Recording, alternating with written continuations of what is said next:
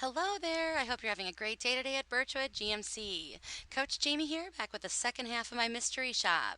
Now, I submitted my lead to your dealership Friday, May 15th at 1:44 p.m. Central Standard Time. The response received was an email 5 minutes later at 1:49. So first I want to talk about this email. When sending before that phone conversation, we want to include more information. Now the only time we should be sending the email prior to the phone call is if we've already attempted to reach the customer and there was never a phone call received. So really what we're looking for is that call within 15 to 30 minutes of receiving the lead and then following that up with a personal thank you email. We want to thank the customer for speaking with us and confirm next steps. If sending before speaking with your customer, you did include a lot of great information on the email.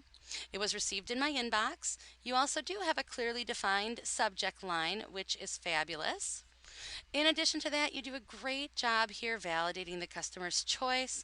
You also include additional great information about that vehicle. And we do want to address the availability. However, I gave credit on this one, assuming it is there because you are providing information about it. But moving forward to continue to get credit there, you do want to include great news. It is still available. Now, in addition to that, offer alternative vehicles along with that alternative pricing. Also mention that you will be calling the customer. For your signature file, you also want to include your title at the dealership below your name. Include a value proposition statement in the body of this email as well. You do have some nice links here though to your directions and your hours. Finally, we want to be sure that these emails are void of any spelling or grammatical errors. Remember, we want these to look professional, so there should not be any typos or misspellings. Be sure to use spell check if necessary. So starting out here in this paragraph, we can see that it does say, let's get together for S test drive. So that should obviously be a test drive. This is not a complete sentence either. We also want to be sure to include periods, dashes in the phone number. And in addition to that, we can see that Buick was actually spelled incorrectly in your signature file as well. So just make sure that you are sending all emails void of any spelling or grammatical errors and including everything else we look for. Now next, I never received a phone call. So I did make a test call to the phone line and I did include it in the audio portion of this shop.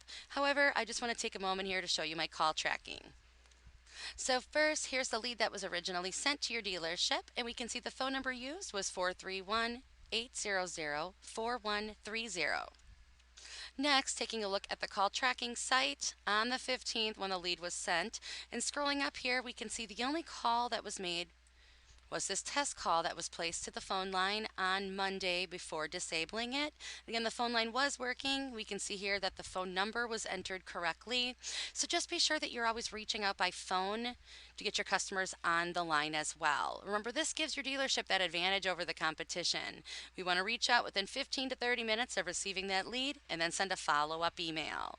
Your secret code for this shop today is going to be PHONE, P-H-O-N-E. Be sure to always pick up that phone and call your customers.